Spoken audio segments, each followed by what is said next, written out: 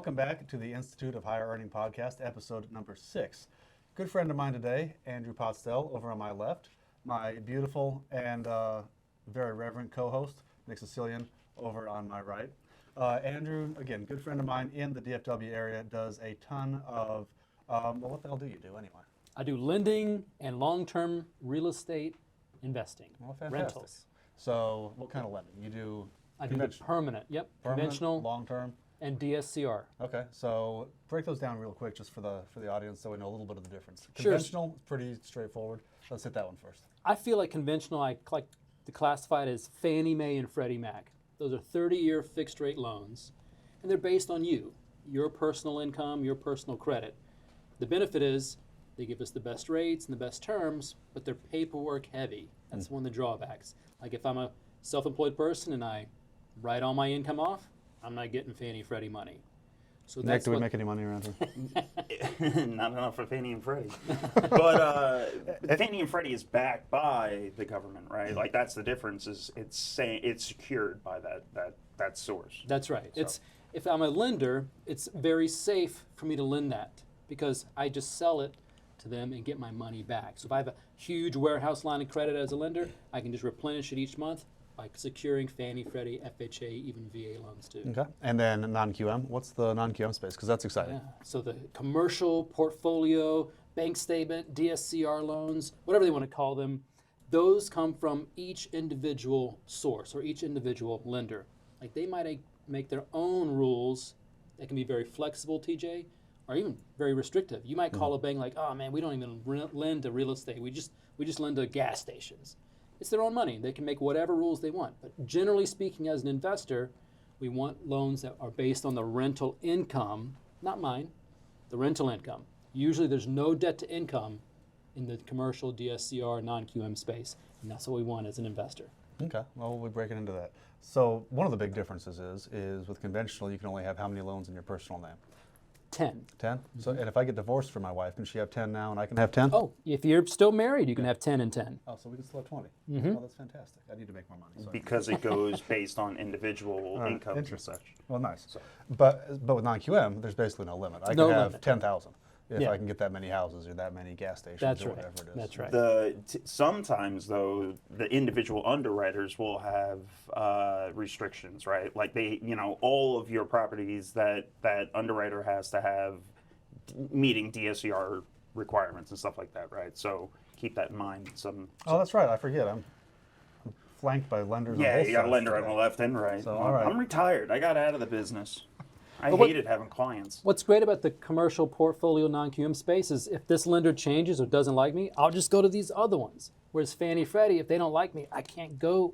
I have to choose their rules. So the guidelines for Fannie, Freddie are very defined, very restrictive in terms of what you can and can't do, what the lender can and can't offer, because they have to be conforming, right, to the national Fannie and Freddie guidelines, basically. That's right. If I can meet those guidelines, I get the benefit of the lower rate and no prepayment penalty, but it's so rigid.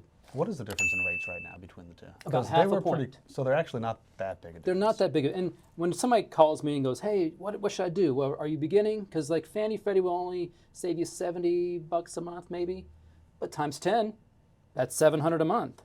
That can make a big difference to somebody that's just starting out. If you're already multimillionaire, you got plenty of properties, what's $70 a month? That's why the non-QM space is fine for somebody that's made it. I don't know. I gave up martinis for Lent, so $70 a month is quite a bit of money. It's like 5 or 6 martinis, isn't That's it? right. You touched on rate right there, right? So why don't we break that down, right? What is the average rate today, and then also break down last week, right? Like what happened and where you think rates are going to go for the year. Everybody originally was talking about them dropping, especially because it's an election year, but I don't see how the hell that can happen. So what's your take? Well, if I really knew Nick, I'd be a billionaire on Wall Street. Yeah, right. Right. So I can just tell you what we have been discussing. So generally speaking, if you look at what's advertised, those are the rates for my primary home. On average, you can follow Mortgage Bankers Association, MBA, they publicize rates, and they'll do Fannie, Freddie, VA, FHA. You can kind of see each loan type. It's about 7% on average for the average credit score, average down payment for a primary home.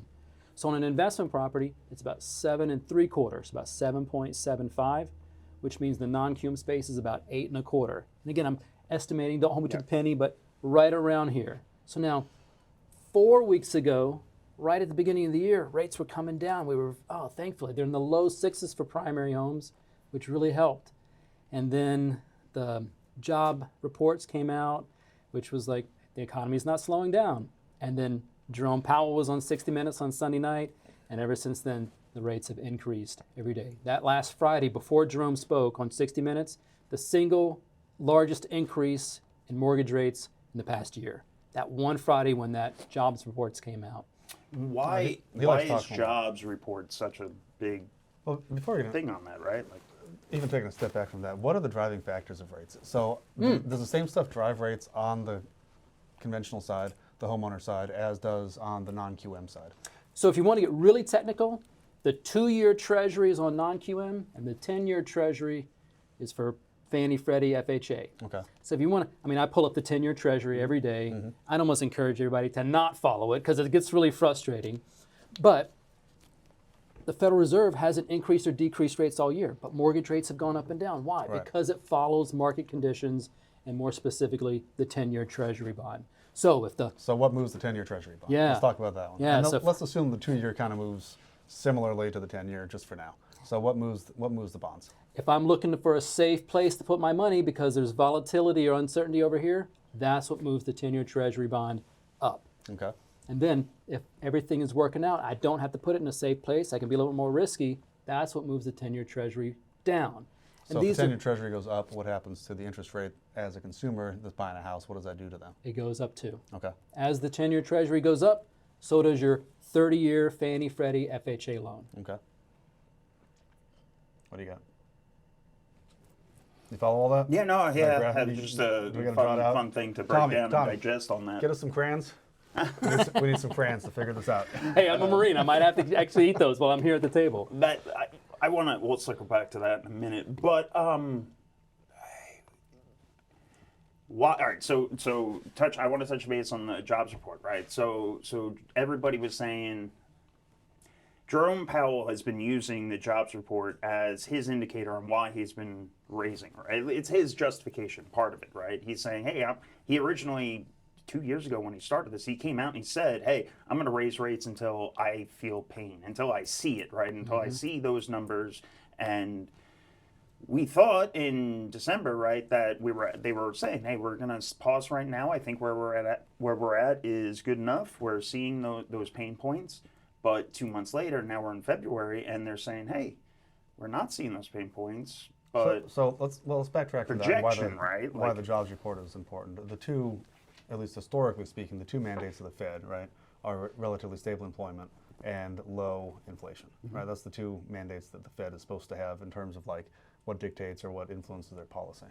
So unfortunately, they're sort of counter each other because higher unemployment, or rather lower unemployment, right? So a lower unemployment rate, more people working, tends to be inflationary because that means there's more money in the marketplace driving up prices because there's more people that have money to go spend on shit.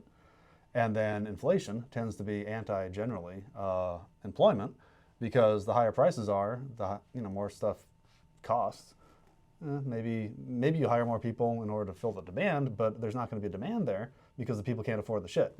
So they kind of work like almost opposite each other, and that's the balancing act that the Fed's been doing. So post-COVID, right? Post-COVID, with inflation being on the record, whatever it was, and probably closer to twice that when you take into account like food and gas, then that's why the Fed's been just dialing up the thing, raising rates. And everyone's like, oh my God, it's going to crash the economy, it's going to do all this stuff. I don't know if we've exactly seen that happen, but what effects have we seen from that, in your opinion? So the economy has slowed. You have seen businesses fail. Some banks have even failed, right? Some banks have failed because of this. Also, commercial real estate is suffering very greatly because of what's happening with their adjustable rates that they have. Oh, that's right? a favorite. Okay, that's a favorite topic. Yeah, it's So, not even one we haven't even touched so on. since you're a lender for a long time, do you do any commercial loans for like apartment complexes, that kind of stuff? I do not. I'm Not a strictly lot. a residential 1 to 4 unit. Yeah. But you're obviously experienced in the space and know how it Yeah, works. yeah. What's the biggest difference between the residential space, like homeowner loans, and commercial loans? Because this is a big thing that happens in the marketplace that Sure. we've been bumping into right now. So as our economy changes, society changes, one of the biggest societal changes that's happened in the past 3 years is people don't want to go into the office. And companies realize it too. Well, I don't want to pay for the office. I don't want to buy your toilet paper. Tommy, tell the team they're all working from home or saving office money. Send them home. So there's this huge element of like, hey, if I'm a business struggling, where am I going to save money at? Retail office space or commercial office space. And those are the ones that are really getting hit, because not only do they have loans that adjust every few years, but then the value of those commercial properties are dictated by how much rent they receive. So if the rent's down, so is their value. They're getting hit double on commercial for value and tenants. Yeah, I think we're seeing. And so you've been in the market since, you said 20 years? Yeah. Okay, yeah, even longer than me, and I've been in it since 2006. So you've seen the market cycle happen a couple times, and you've seen the differences in even lending guidelines now change quite a bit in the residential space. Honestly, I don't think they've changed that much in the commercial space, except for on a per loan basis. But in terms of like the strategy behind the loans, the biggest difference I've seen in this market cycle versus 2006 to 2010 was just how much more stable the residential lending environment is versus the commercial lending environment. Yep. Whereas before, back in the day, 2006 to 2010, residential loans were very much like commercial loans. There were balloons, there were adjustable rates all over the place. Reverse amortizing, if you Reverse remember those. amortizations, yeah. There was the ninja loans, the liar loans. And so I think what's happened in a lot of cases is a lot of that kind of stupid in the lending industry has now been more amplified in the commercial space. Because we're seeing, we've seen a couple of big apartment funds, a couple of big guys, hundreds of millions of dollars assets under management, go out on a 30, 40, $80 million property because basically they just didn't manage their interest rate risk as well as they should have. So I think we're seeing a lot more of that, and I think I personally think we're more insulated on the residential space from those fluctuations, partially because of Dodd-Frank, partially because of just now we've had 15 years to kind of figure it out and work through it. What do you think about that? So TJ, one of the biggest things that's different about this time around, like I was investing during 9/11. All right, when 9/11 happened, commercial space went down and so did residential. I invested during the housing crisis. Residential went way down. The thing that's happening now, there's this huge pool of people over here in 2 and 3% mortgages that will never sell. So even though the housing market has slowed, there's no inventory and people's values are still there. So even though underwriting is more stable, it is, the values are consistent because there's not this huge millions of people selling their homes at a deep discount that are affecting values. And that's why residential real estate is still in a very good position. That's what I've been seeing. That's what we all been seeing. So what are the driving factors now that are going to keep residential real estate inventory low and be supportive, I think, of prices? So the low inventory is because, there's literally millions of homes that just won't hit the market. So if I'm a builder, I can only build so many homes a year, specifically when my rates are higher on my construction loans, right? So it's the existing home sales that are really driving the market. Okay. Builders can still buy down mortgage rates really well. So you might even see builders like 2 and 3% lower than what an average person can do because they make 20 or 30,000 extra profit on their new build. And they're still stable. They're actually doing pretty well right now. They'd like to make more. But the ones, yeah, I know, right? But the ones that are really holding the market up are the ones that are pre-existing homes that I can't buy because they're not for sale. So I have to pay a premium because I've only got 1 or 2 or 3 choices. If you, in our market, if you go out and try to buy a $250,000 or $260,000 home, there's hardly anything out there. Your pickings are so slim. So I guess I have to take this one price because that's my only choice. If I can even afford a home right now, the choices between me are not there. So I'm still willing to pay a little bit more. I get some seller concessions maybe, but the values are holding up because of the pre-existing homes on the market. And there's still a gigantic lag from those builders, right? Never building for years, and then the lag. Even if you start a new construction, you still have 3, 6, 12 months until you even get that product ready for retail, right? To actually sell. So that is still there in that sense, right? That if you're only looking at 90 days on market currently, right? That we're seeing pretty close. Yep. Yeah, so we're only seeing 3 months. new construction isn't even in the discussion, right? Like, because again, there is that leg. Yeah. I want to say one more thing about this too, because consumer confidence is a really big thing. This is macroeconomic stuff, right?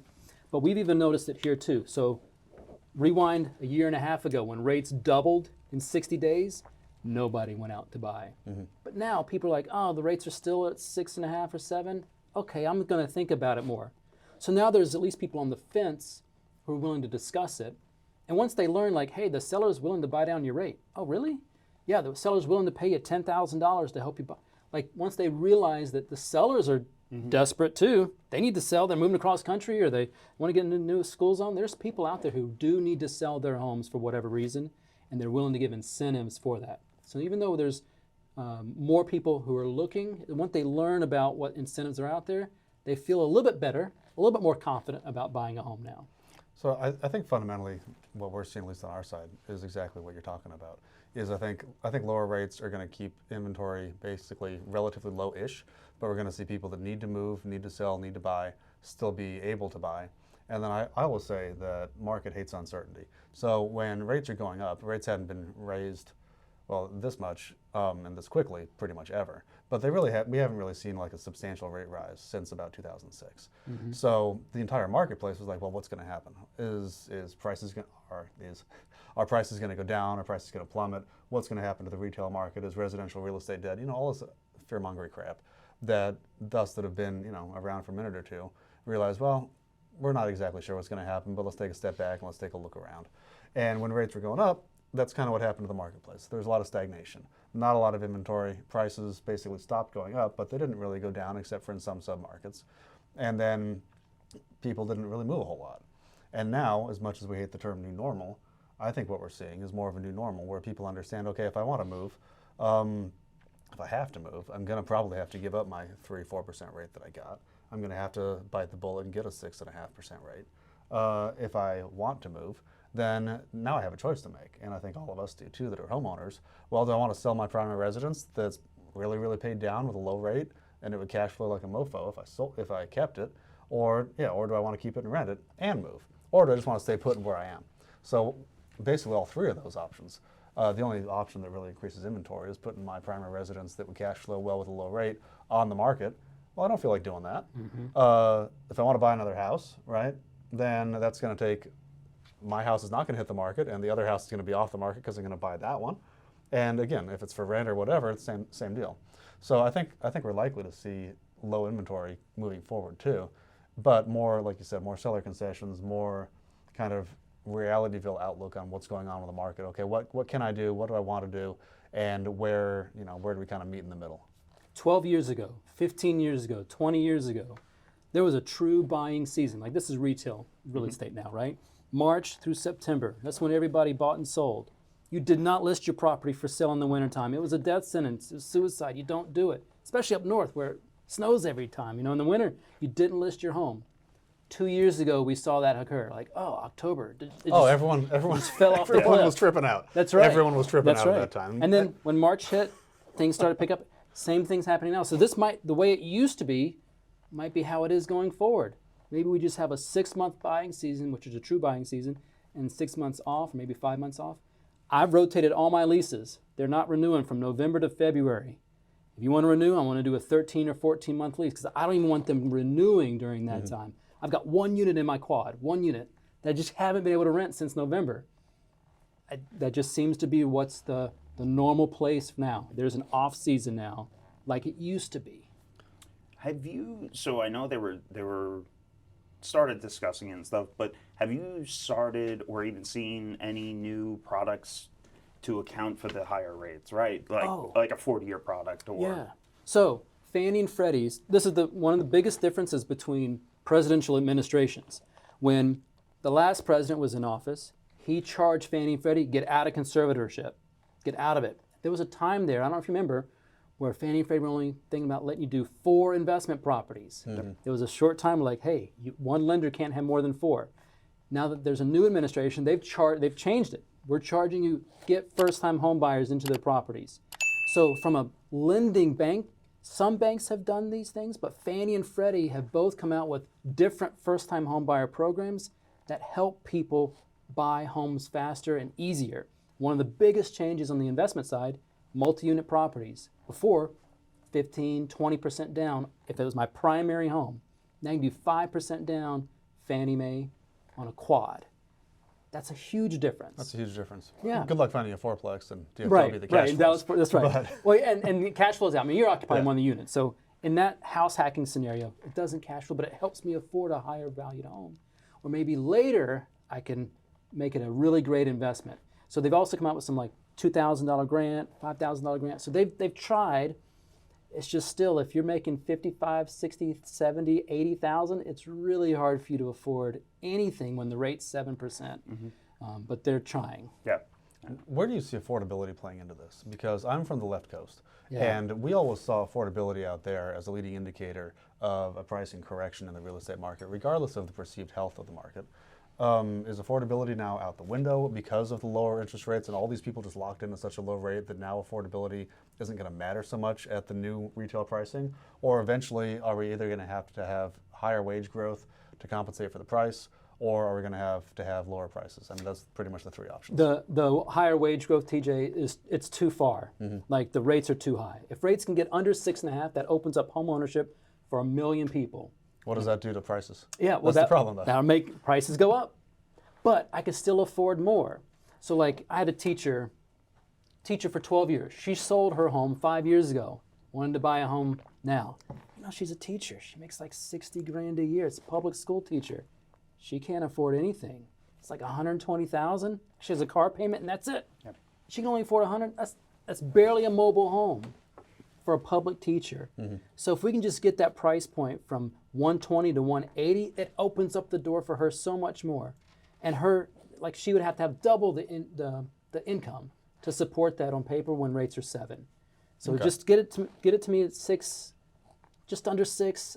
That helps so many more people out with affordability. So you think if rates come down, and they're anticipating, maybe a Fed dropping the rates towards the end of the year or something like that, but you're anticipating if rates come down, yeah, we'll have a bump in prices, but we won't have a corresponding bump in prices sufficient to make up for the affordability gap that the higher rates are now causing. The other thing that it helps too, all those people in the 3% rate, all right, it's only 5 now. Yeah, maybe. Yeah, maybe, Maybe so on- inventory will help out too. Yeah. Okay. Those people will start making a move because that delta's. Yeah, that's the part that no one ever talks about. And I don't think that we'd have a flood of inventory sufficient to really move the market down that much. Right. But I think we'd likely have more of a liquidity event where we have more inventory just available and rotating, which is a sign of a healthy market. That's right. And what we're doing, I mean, I suppose in our business for like real estate flipping, what we've changed quite a bit is if there's more inventory or there's more product on the market or there's less demand, which we've kind of had a lot of those things happen,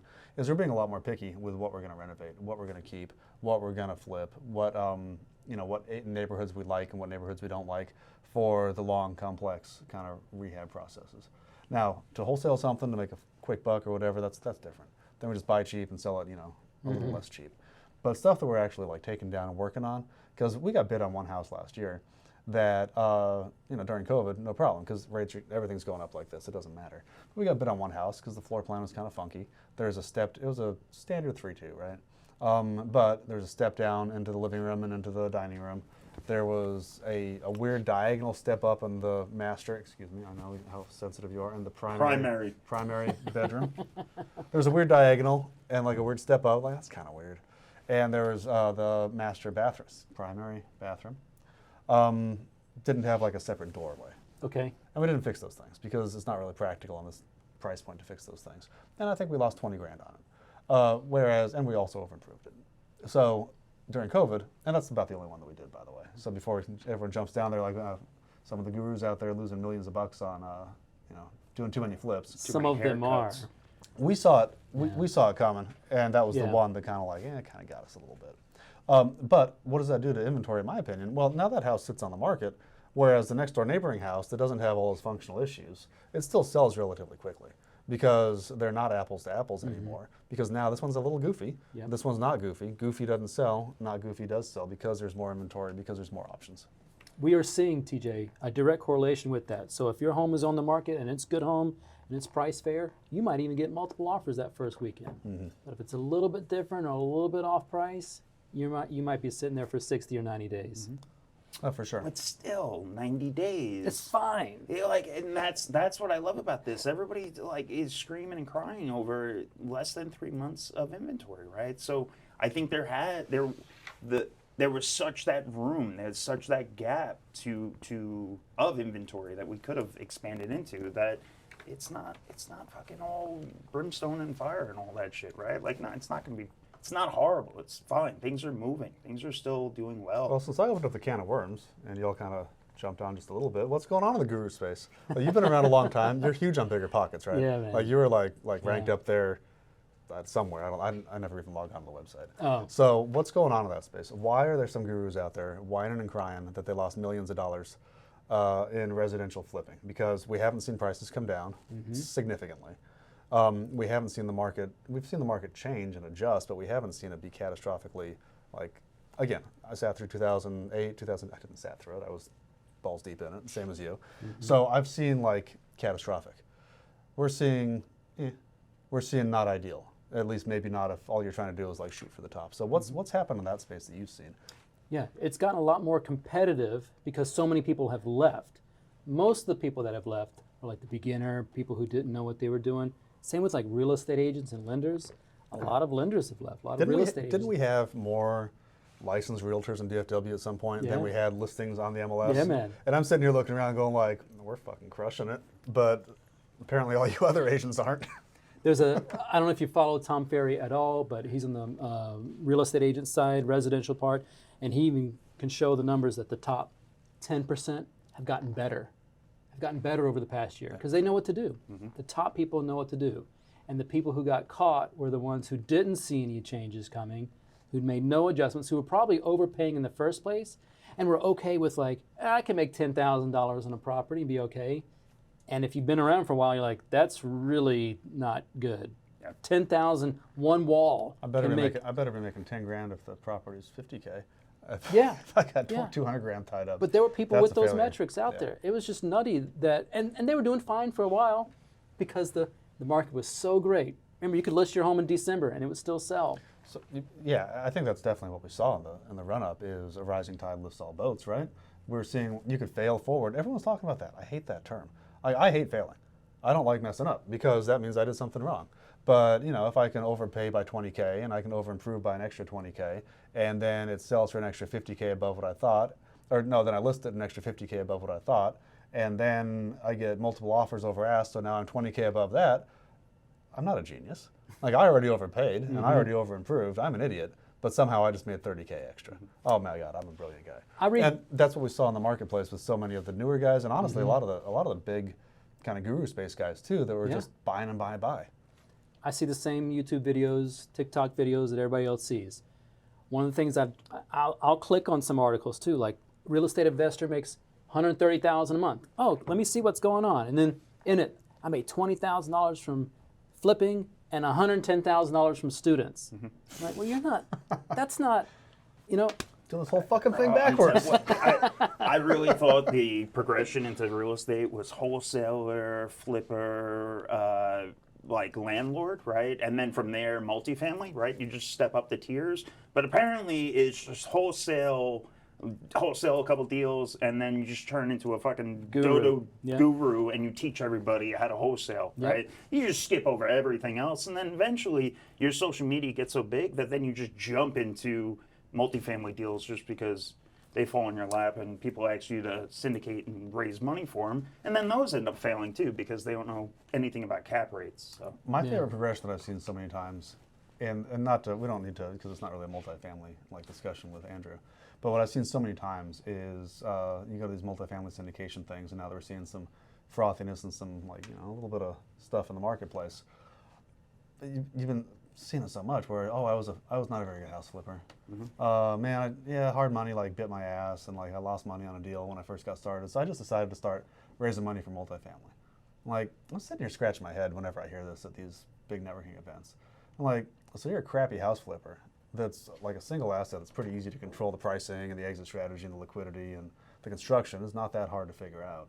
So you're going to go do that at a 100x now, and you think you're going to be successful, more power to you.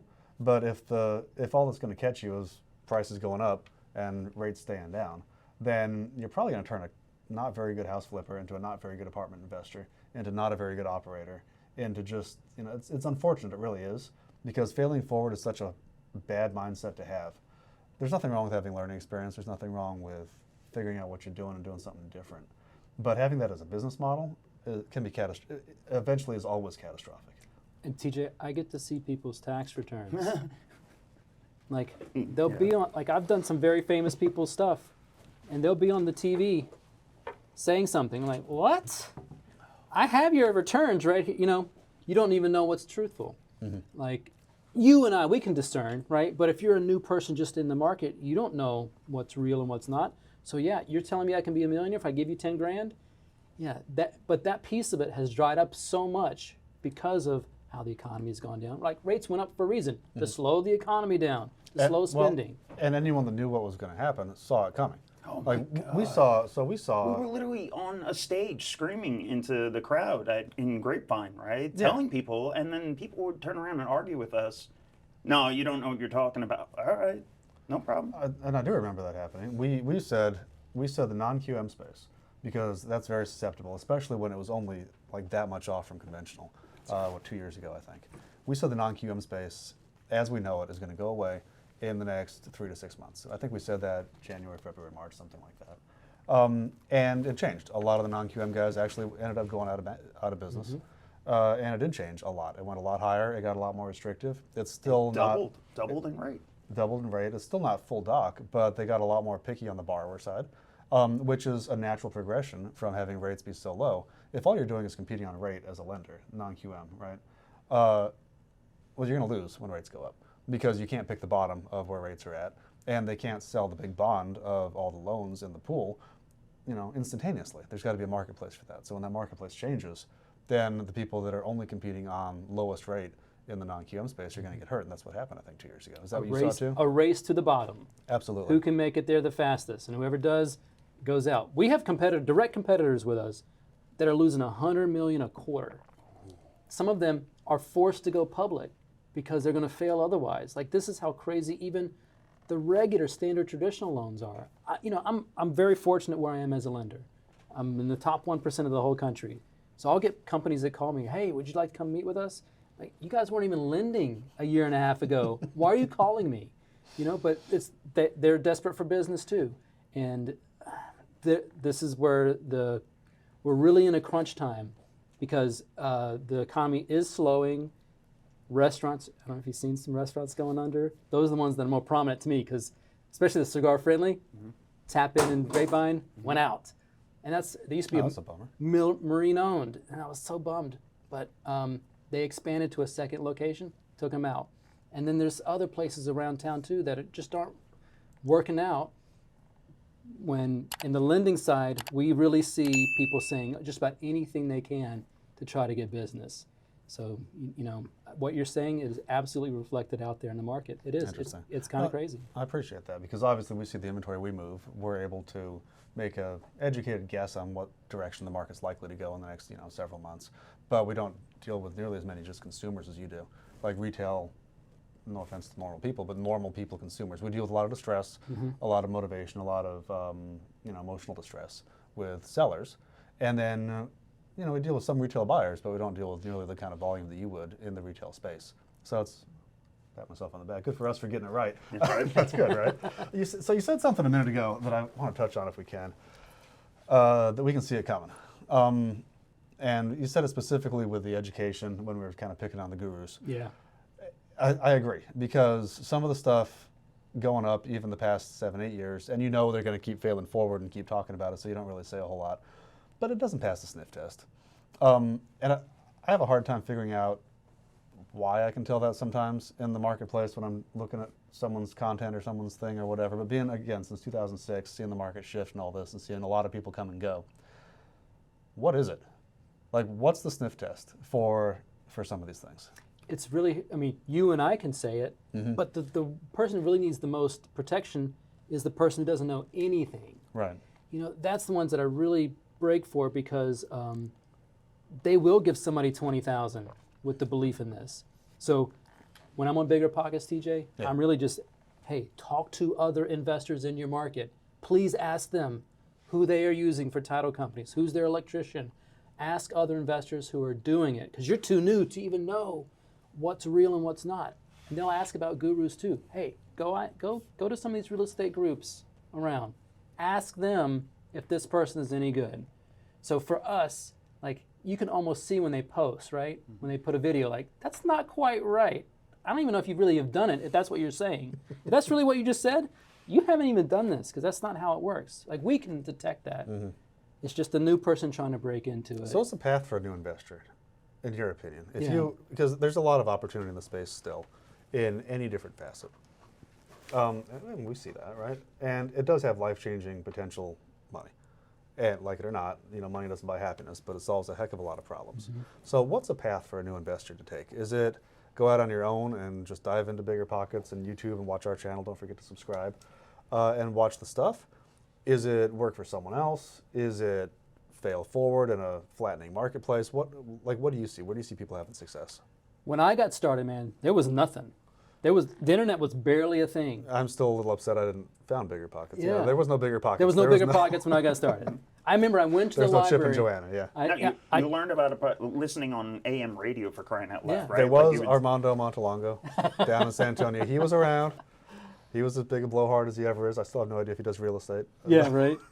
I went to the library and checked out a book, and it was 8 years old already. And I had to just go out and do it. That's what I did. And I appreciate it. My first few deals, they were borderline. They really didn't make money, but I learned so much from them. And I did make money on them, but I learned more. So I feel like because the education is so accessible now, you need to spend some time trying to figure out where to start. It's like Uber. If I have a destination, my driver will get me there. And then get connected in the real estate groups that are in your market. Even if you're in a rural area, there's groups that meet online. Just connect with people and figure out what they're doing. It's just like interviewing for a job. Go talk to people and see what you feel comfortable with. It might take a couple times, but rely on what others have already done. There's no college here. You have to learn from other people in this space to really get successful. The minute I got really good at it was when I started going to a real estate group here in Dallas. And I was like, oh, you guys are doing what I'm doing, but you're doing it way better. How are you doing that? And just start asking questions. Yeah. People get so afraid to ask questions, and just ask. They can tell you to go to hell. Oh, sorry, no problem. Didn't mean to offend you, right? But there's no harm in asking. And usually people are so willing to help and provide help and answer. That's right. I mean, I feel like I need to give back. I mean, I'm in a place now I never thought I'd be. I only do 2 deals a year, maybe 3. I'm a small-time real estate investor. Yeah, I was about to say, as an investor, you only do those, right? Yeah. But so all right, so let's touch on that, right? So you do have a very unique investment strategy, right? Because you are a lender first. You're a 9-to-5 employee, and then you're, I wouldn't want to say passively, but because there's nothing passive about real estate, but your secondary job as an investor in a sense, right? So touch on that, right? What we're talking about Bigger Pockets. I know you shared with me that article of how you, and I've shared that with others, right? Because it's such a good example of how to do this. Go down that road, right? Like how'd you get started? Not started, but what's your model and such? How can you do this with a 9-to-5 still? Yeah, so a lot of times people will call me and say, hey, I'm dissatisfied with my job. I hate my job. My family's dysfunctional. I want to become wealthy. I'm like, hey, being wealthy doesn't solve dysfunctional family, man. Like that might make your family more dysfunctional. Like if you don't have job satisfaction, that might be something totally different than real estate. I really enjoy what I do. Before I was a lender, I worked at a nonprofit charity. I worked for the United Way of New York City. It was so fulfilling. It was so great. And I had rental properties on the side. So you can absolutely have job satisfaction. If that's your personality, there's some people who just need to work for themselves. And I get that too. But if you've got a good job that you can't leave or you don't want to leave, yeah, doing this part-time can make you a multimillionaire. I started out house hacking my first home. This was right when I got out of the Marines. My first home was a $50,000 home. People still like, oh, you can't. What state? In Florida. Florida. Can't find $50,000 homes You get out of the anymore. Marines when? 1999. Okay. Yeah. Okay. I can find $50,000 Didn't homes. house hacking come up with or didn't Bigger Pockets come up with the term Yeah, house yeah, yeah. hacking? Yeah. So you were house hacking before house hacking was a house It was hacking. even Before a it was even cool. right. When I was doing the Burr method, there was no Burr method invented yet. It was the Burr, but it wasn't My invented. first couple deals we burred. Yeah. Yeah, my first Burr I bought for $7,000, Oh, jeez. and I bought it for $7,000 because I knew in my mind I'm going to make a mistake. So if I make a mistake, at least it'll be a small one. $7,000 out of your pocket or $7,000 purchase price? Purchase price was $7,000. The rehab was $23,000. Uh-huh. After I got it all fixed up, it was worth $30,000. You know, Okay. you're not supposed to do that. What's it worth now? $30,000. If you No, go now. to yeah, Still? right now, Oh, shit. I'll show it to you. You go in that neighborhood, it's like, man, did you feel safe here? No, absolutely did not feel safe there. But that's all that was my life savings. Yeah. And I learned so much. And I rented it for $650 a month. Then I sold it on an owner finance note who paid me $650 a month. Like, I made money, TJ, but it wasn't a get rich quick scheme. I still don't think real estate is that way. There's no such thing. Yeah. Because there's no deal, right, that you're going to do one deal and then retire from. Why the hell do I want to get sorry. rich slow? Well, I'm not really interested in getting rich slow. What? there's no one flip. There's no one wholesale. There's no one. You might have a great year and go on vacation for a couple months, but at the end of the day, you're going to have to come back and go right back to work. Whether or not that's marketing or something, you're going to have to go back to a job. So Yeah, and your job might be real estate. You know, it could be that. This is why I'm still adamant about, like, hey, let's get your mind right, let's get your spirit right, let's get your family, let's get your career right, and then let's use real estate to augment a healthy life. I'm a multimillionaire from real estate. I didn't get here overnight, but I got here because I turned a $50,000 home into a $70,000, and that 70 turned into 150, and then I keep leveraging these assets over time, and now I have millions of dollars of real estate. And I just do 2 or 3 a year, and I've got a great job, and where can I complain? I mean, I can find, but man, I never thought I'd be here. Real estate changed my life, and I believed in it from the first day, because I will say my uncle showed me the way. So when I was 18, I moved 18 times. And then I joined the Marines and moved around more. When I met my wife, we moved 3 times. She's like, hey, this isn't normal. I'm like, oh, I guess you're right. But when we were kids, my If dad... it's all you know, it's all you know. That's right. When we were kids, my dad would take us to the old neighborhoods, like, hey, look at this home's worth $300. We'd be like, oh, that's so cool, Dad. My uncle moved around a lot too, but he kept his homes when he moved. He retired with 7. That's it, 7. And he's set for the rest of his life. And I was like, I think I want that instead of, and my dad was fine. He didn't know anywhere to learn. He just did whatever he could. But the other day he even called me. He was like, hey, what about that home in Jacksonville Beach? What is it worth? I'm like, you don't want to know, Dad. Yeah, I do. Tell me. It's 1.3, Dad. And it was just silence. You know, and like, I'm sorry, Dad. It's okay. Your son learned, okay? I'm good. You don't worry about it. He's the one that should be apologizing to you. Yeah, I want to have a little fun. How does this phrase strike you then, as someone in the conventional, homeowner space? A primary residence is not an investment. Oh, no. I always feel like it is. It doesn't have to be. Like, I almost want you to overpay if it's, hey, this is the perfect school zone for my kids. Great. What's your kid's education worth? Pay whatever you need to get them a good, it gives me my commute time. It's less stress. Awesome. Do whatever you can to have that primary home. Now you're paying yourself. I've got friends of mine who are in their 40s. They just bought their first home. And they're like, hey, man, my house has gone up so much. You finally getting what I've been telling you all these decades, dude. Like, I didn't even need you to invest in rental. Just invest in yourself. It can be. I don't want you to treat it like a business because it's for your family. You have personal needs that go into it. Personal things that maybe I don't even know what they are. But whatever those are, buy a place that fits those personal needs and then make that place a great place to put your money. It can be an investment for somebody. That's how I feel about it. No, I feel the same way, and I get in the comment section on Facebook and with friends, even friends that are in real estate. Where you're living is an investment regardless. It's an investment in your time, your energy. Now, is it strictly an investment on a balance sheet? Well, it's an investment on someone's balance sheet. I'm either paying someone else's rent so they can pay their mortgage, or I'm paying my rent so I can pay my mortgage. Technically, I'm actually paying my wife. What? It's in her name. Yeah, she's paying all that. She owns everything. me, I own. yeah. Like when you say We're all own paying nothing, Sarah. Trust me. I actually own very little. But where you live is absolutely, in my opinion, an investment in time and energy and effort. And Rich Dad Poor Dad, as much as it's a good book, it kind of threw that on its head, saying, primary residence isn't an investment. Grant Cardone took it to town a decade ago. Rent where you live. give me your money so I can invest it for you, on a 3% return or whatever he's spitting out. But I look at it the same way. I have a ton of equity in my wife's primary residence that we own. We have a ton of equity in our previous primary residence. My parents have a ton of equity in their primary residences. They have several that they've owned over the past, over their lifetime.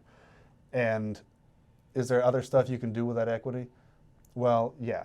There's always opportunity costs. There's always, you could have sold that house and you could have done this and you could have done that. Every time I hear that, it's almost always from someone who didn't do that, who didn't buy anything, and then are busy telling you, hey, you could have done such and such with your money that you have over here because of the stuff that you did do. It's just, it rubs me backwards. When you have financial independence, you can own your primary home. Yeah. And if you don't have it, you're like, maybe I have to continue to rent. So like there's a comfortability, like money doesn't solve all the problems, but it solves a bunch. And it can do things that allow you to live a little bit less stress-free life. Maybe not completely stress-free, but less stress. It takes a little while to get there, but I firmly believe, because my first home was a house hack. I rented it after I moved out. I rented it for free because my roommates were paying it. I owned it for free, excuse me. So I lived there for free, and then I rented it after I left. What's wrong with that? That's a great strategy. You bring up a good point, because being in real estate in the lending side and not being an investor that wants to go just buy all the investment properties out there is you've really, I don't know, ridden the path that you're talking about, I guess. It's fantastic because so many people, especially in the space, think they have to go just do more deals, just do more volume, just wholesale more, just buy more flips, just buy more rentals, just do more. And yeah, you can do that. Sure. But you can also have an incredibly well-paying career that helps feed into that and lets you retire. A house is a forced savings account in a lot of ways. A rental is a forced savings account. And yeah, could you have done something different with the money? Well, you can always do something different. So what? You might also buy some stupid shit that goes down in value and lose money. So I think sticking with what you know is a huge asset in the real estate industry. What's your average hold time on one of your properties before you'll turn around and sell it? 5 years. Five Yep, years. 5 years. Usually in the 5-year place, I can net about $100,000 whenever I sell it, which allows me to either upgrade to a better class of asset or buy two. So that's what I've been doing through the years. Like I don't own any $30,000 homes anymore. I've sold those and upgraded. We got a couple if you want them. I might want to look at those. You Yeah. can buy one of ours. But yeah, I leverage them. About 5 years is what it takes to get that $100,000 increase. You do a 1031 with that? I do. Okay. Yep. Good strategy. And that, I know somebody there is going to be like, that's why he can do it, right? Because he's going to 1031. No, but you weren't always 1031ing or anything like that. That's true. So early on, I didn't even know what that was. Exactly. Yeah. It's just about consistency and starting. That first step is always the biggest pain in the ass. How we've glossed over it, I think we touched base and said it like 3 times, but we've never actually touched on it. You're a Marine, right? How did you go from Marines to investing to being a banker, right? Did that help you and all that? I think I probably got more out of the Marines, Nick, than I gave them. I mean, I look back on it like it instilled so many things in me that are intangible that I have now that I didn't have before. Like if I went to college out of high school, I don't think I would have made it. But out of the Marines, I was on President's Club. Like I was like a total nerd. And I was not that before. So it gave me so many things that translate to other places. Real estate is really where my uncle showed me.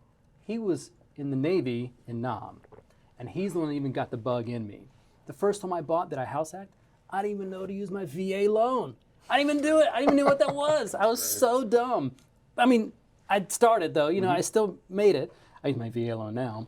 But so the military just gave me like the discipline and the drive and the motivation to excel at a place. That's what I wanted after I was out of the Marines. Like I liked being the top tier in the military. It was very fulfilling. How long were you there for? 4 years. Okay. 4 short and easy years. Did a term and. Yeah, and they paid me to go to college. I'm so thankful that my parents didn't go into debt for my college. I didn't go into debt for my college. So, and it got me on the straight and narrow, man. On the straight and narrow. I talked to guys from my high school and like, hey, remember this guy doing 30? He's doing 10. Like, whoa, this is pretty heavy. What was the best part of the Marines?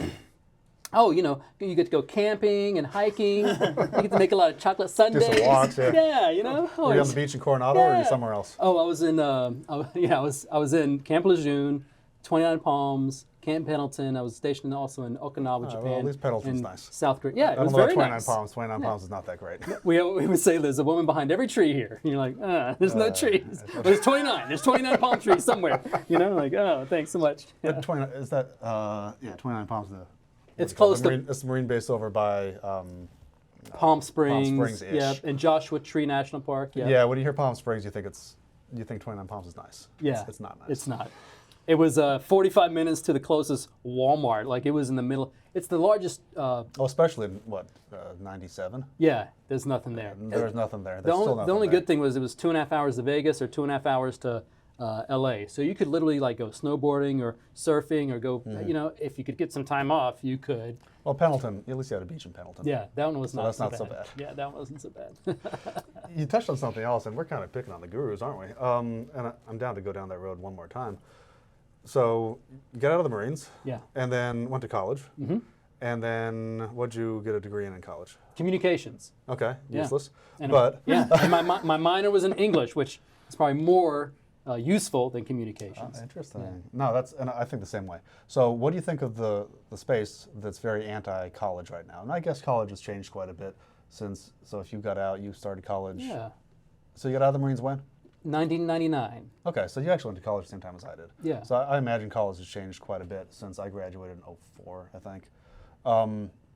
What do you think about it? So everybody's different, man. Everybody's different. So one of my buddies, he went to college with me, and then he went backpacking for 9 months. And I was like, that's so awesome. And he came back in a great place mentally. He just needed to take time off to go figure things out for himself. Some of my nieces and nephews, they're in their early 20s, late teens, and my father, their grandpa, I'm so worried about them. They'll figure it out, Dad. They'll just give them some time to do it. So everybody's so different. You don't have to spend a ton of money to go to college. Like my wife went to college. She went to a 2-year school to get a nursing degree. She makes the same amount of money at her hospital than the 4-year nursing degrees that spent $80,000. She spent like 20, they spent 80, and they get paid the exact same way. There's a decision thing that happens, or maybe I should say that should happen more. Like, what's the value of this? If I'm young, I may not even know, but I went to 2 years college too. I was so thankful because my first classes had 30 people in it. My freshman English, whereas the college, university I went to later, their freshman classes had 600. And the student adjunct professor didn't even speak English. It was their second language. So like the level of education I got, I felt was better because I was in a smaller place because that's what worked for me. So you touched on something, though, is I think an advocation versus a vocational training situation in college. Because, okay, your degrees are in communications, and what was the other one? English? English. Okay. The modern guru space, or the modern anti-college space, would say that neither one of those degrees are worth anything. Me, I have way too many degrees, actually. I have a bachelor's in business, another one in history. I have a minor or associate's in math, and I have one in theology. And I would say out of all 4 of those, the business degree is the least useful. The history degree is the most useful. The math is the second least useful, and the theology degree, the minor in theology, is probably somewhere in the middle. And I have my own theories on why that is. But what are your thoughts on that? Theology? It's actually very useful. But Couple theories on why that one's good, eh? more or less. But so from my perspective, and again, my wife has, she actually has 5 degrees because she has a master's degree on top of all that stuff. And all of hers are useless. It's Italian, history, theology, and literature. So similar to you, communications and English or literature or whatever. It seems to be working out okay. But my philosophy with that is a lot of people spend their 20s kind of fucking around, goofing off. Yeah. I think something like the Marines, I think something like the military, I think something like university, if you take it right, provides a framework so you understand what you're supposed to be doing, when, and why. And then the education, the education knowledge base, some of it's important, I think, but what you get is the training on how to do things. And there's a lot of people that just go to college and screw up and they fail out. But they're always going to be probably kind of that mindset unless they have a mindset shift. For me, what I like to say is, college for me anyway, what I learned is a lot of people go out, they're 20, partying, drinking, all this other stuff, and then they're hungover till Wednesday. Well, we did all that crap too, but then we showed up on Monday and we passed a calculus midterm. So that's the value that I got from it more than the knowledge. Like I haven't used calculus since I was 23. But that's the value that I got out of it, was the mindset about, okay, hey, we had these obligations over here. They're very important. In my case, they're actually private and expensive. So I better show up and I better get at least relatively good grades. Otherwise, I'm betraying a whole bunch of different things. I'm disappointing a lot of people. I'm disappointing myself. I'm disappointing my opportunity. I'm disappointing the expense of being here, whatever. Whereas, again, if you're 20 and maybe I go to work today, maybe I don't go to work today because I have a headache, you're not learning the lesson. Now, I'm not saying you can't learn the lesson outside of college or outside of the military. I think you absolutely can. I think you can be very disciplined in your early 20s and you can be very successful in business. But I see so many people that, even on our side in sales, that, oh, college isn't for me, I'm going to try this thing. And they just bounce to different industries trying to make the quick buck. And I think that's so prevalent because you can learn it all on YouTube, but you don't necessarily learn how to do it. But I see so many more people get into trouble by just bouncing around because they don't have the discipline to realize, hey, if I want to be a roof salesman and sell roofs in DFW, I can make $250,000 a year if I work my ass off. Just do that. If I want to do real estate investing and I want to go do acquisitions for a company like ours, you can make very good money. Whatever it is, but you got to buckle down and do the work. And what college and the Marines or the military teaches, in my opinion, is you got to buckle down and do the work. You don't got to be weird and get 2 degrees, 4 degrees, whatever. How many? One? 2. 1, 2. 2, that's good. And a license. Yeah. Oh, A license. driver's license? No, Coast Guard. You don't have a driver's license? Well, they give that to anybody now. So anyway, that's my thoughts on it. Yeah. You definitely don't need it, but I think there's a lot of value to it that really is overlooked because of a lot of the kind of modern culture. I'm a loan officer, right? So as a loan officer, Technically, you don't need anything to be a loan officer. You don't. But we do know that when we're hiring potential loan officers, if you have a 3.0 college degree, then you'll pass the loan officer test on the first try. Because it's a standard test. It's a standardized test. The loan officer licensing test is this. So if you can do a 3.0 in college, you can pass it on the first try. I did have some fraternity friends who were struggling to make the minimum GPA cutoff to stay in the fraternity. I remember that. Yeah. And if you make below a 3.0, you're going to really have a hard time with that standard loan officer licensing. So there's some, you're right. It's like, you don't go into college thinking you're going to be a loan officer, but it teaches you other things. If you can pass, it's a test, right? And it's like a lot of tests. If I don't pass this test, I can't go to the next step. Testing step. It's like life. And just like life, if you don't pass this test, you're going to be doomed to repeat it over and over and over again until you do. And some people just can't get past it. They don't even realize it's their test, No, I think that's absolutely true. And the reason I say I think the history degree is the most important one was because that's where I learned the most about how to think about cause and effect in history. I didn't learn that in accounting one. Like assets left, liabilities right, or I don't even know which side they're on. I haven't looked at the balance sheet in probably longer than I should. But the same thing with you. I imagine you get quite a bit out of the communications degree and the, you said English or literature? English. Yeah. Okay. What's the difference? Literature as you read, English as you write. It's probably a lot of value to that. Yeah, I felt like there was. I'm very happy about how I can draft a sentence and write a letter in a novel or a post on Bigger Pockets. I look at my stuff and I do proofread it, but And that drives business. I feel like it does. And then I'll get emails where it's like there's no punctuation or capitalization. I don't even know what you're saying. Are you an American? I can't even tell but this is just the world we live in now. Well, you can't judge a book by its cover, right? You cannot. But you can make an indication on what might be in the book by its cover. And I'm never going to judge someone's intelligence by their grammar and their punctuation necessarily, but I'm going to look at something a little more skeptically if they're not able to communicate effectively, in my opinion. Yeah, especially if you're trying to get to work with me or to work for me, I need there to be some level of professionalism because you're going to communicate with other people who are significantly smarter than me and you. And they want that too. If you want to be successful, you've got to at least portray some level of professionalism in this type of a work environment. Out there might be some other choices for you to make, but yeah, we do need a certain level to get people to be successful. We don't want to hire somebody and have them fail, right? That doesn't work out for anybody. Well, because we see a lot of people that fail out that don't have a dedication to the thing. Yeah. Now, we have a lot of guys on the team that haven't gone to college, but what they have done is at a young age, in their early 20s, been dedicated to this industry for an extended period of time and have shown a proficiency in the industry and a desire to learn and take it to the next level. Where we've seen, I think, you'll probably back me up on this too, where we've seen a lot of fallout in both the roofing company and in real estate, is people who kind of have the hustle mindset of just like work real hard, make some money, and then, oh, then I can just work some more hard and make some more money. As opposed to, you know what, I want to make this a thing that I can do, that I can build on, that I can learn from. We see such a huge drop rate amongst people who don't want to take it seriously and don't want to have the dedication. It takes the hustle. Don't get me wrong. Everybody thinks that it You gotta takes work. only hustle, but it's not even the work part. It's the commitment part. A lot of times, people don't commit to one thing, and when they say that, listen, I'm committing to this, I'm gonna fail a lot. I'm gonna hurt myself a lot. I'm gonna lose money, probably. Like all these things. You start going to the gym. That shit hurts. Same reason why I don't go to the gym is because it hurts, right? But you go to the gym long enough, and guess what? I noticed. After a while, it starts getting easier, Well, and you're it still better hurts. in It still shape and hurts. all that fun It's stuff, right? abnormal. It still hurts. Then you continue to grow and all that fun stuff. I did But legs 2 days ago. I'm it's the still in same pain. thing when you start a normal job, right, or a new venture, right? You're gonna suck at it. You're gonna have to fail a couple times. But commit to it and continue to learn and grow from it. So, one question I always get, I'm changing subjects drastically, right? But one thing I always get, specifically from like my past life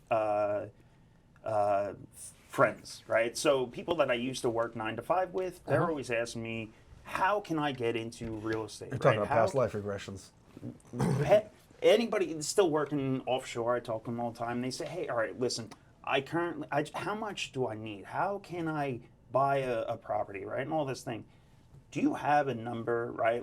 Or what do you put down on your side to passively buy one of your properties, right? So I think you have a good insight into that, right? So Yeah. There's several client types that I deal with. One of the common client types is that I'm just going to buy a primary home every couple of years. Okay. So that person only needs 5% down. Now, not everybody's in that scenario, okay? But if you have the ability to buy a home, live in it for a year, and then move to another new home, you only need 5% down. And you're going to get the best rate you can and the lowest closing costs you can, like the lowest payment you can get. I mean, there are several people that I know who you'd see their gem like, this is what you do for a living? How many properties do you own? Because they just, every couple of years, they buy a new primary home. So the strategy is more important than the amount of money that you have. Now, if you're not in that position where you can move, all right, now we really got to talk about what our strategy needs to be. This is where it goes back to the Uber. What's your destination? What do you want to do? Okay, you want to do this method. If you want to buy and hold, we need to really focus on off-market acquisitions so that you can acquire properties with very little out of pocket. Or if you want to flip, we still need to follow up with off-market acquisitions so you can flip. So it almost all rotates to me to finding properties that are off-market for somebody. So either I have time to do it on my own, or I have to rely on wholesalers to find it for me. And that's usually where my discussions lead when I talk to somebody like that. But it's still very doable, right? Yeah. And somebody's able to do it, and maybe they'll sink, excuse me, maybe they'll sink 30 or 40 into it, but they'll eventually recoup that on the long run, right? Yeah, and Nick, there's this argument too, like, all right, let's say you need 30 grand. Oh man, I don't have that. All right, great, then let's start buying some stocks, dude. You can buy a stock for $50. It can give you dividends. That's like cash flow. Like there's nothing wrong with investing in a different platform. And then when you do get there, I just need you to be in a place that you have a mentally sound judgment of putting money aside for your future, for your future. So every real estate investor I know lives beneath their means. That's the key ingredient. You gotta live beneath your means. Why? Because I want to take that extra money and put it in my real estate investing. So whether you put it in real estate or into the stock, I wouldn't say crypto yet, but stock is a little bit more stable. I hear great things. I mean, I have crypto, No. but I'm in a great place, right? So I can afford something that's a little risky.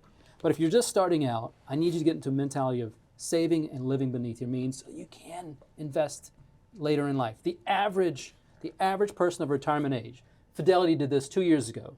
The average person of retirement age between 55 and 65 has $90,000 for retirement. They're not going to make it, dude. They're not going to make it. You've got to do something. If you're an average person, you have to plan on something else. I don't mean millionaires and billionaires. That's not average. The average person. So we have to have a different plan. I think it comes to taking your future into your hands, like really taking responsibility for where you are, where you want to go, more or less when you want to get there. Realizing, like you said, there's going to be failures, there's going to be things that are setbacks in the marketplace. Because hypothetically, we could have a real estate prices decrease for residential homeowners, and we could have another 2008 situation, and everyone's upside down. I say, if you miss out on 100% of the upside because you're worried about 20% downside, then you're just not playing the game. Warren Buffett even says he can't time the market. No. He doesn't. What does he do? He buys on value. Sound familiar? That's what we do. We buy on value. We make our money when we buy. So when there's fluctuations in the market, we're still cool because we bought at the good price.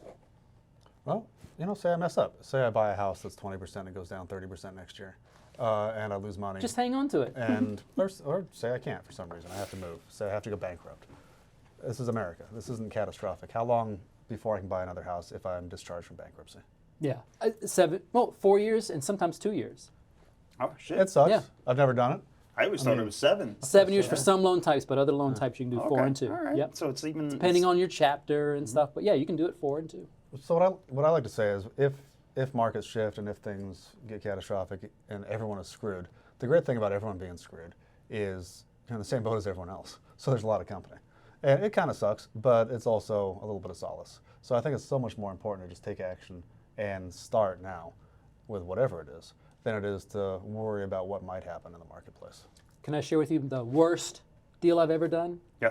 All right, so the worst deal I've ever done. It was 2007. My wife and I, we go look at some townhomes. And they were like, hey, we're wanting 175 for these. I'm like, we're not interested. Maybe Where? in Jacksonville, Florida. And Pulte Homes.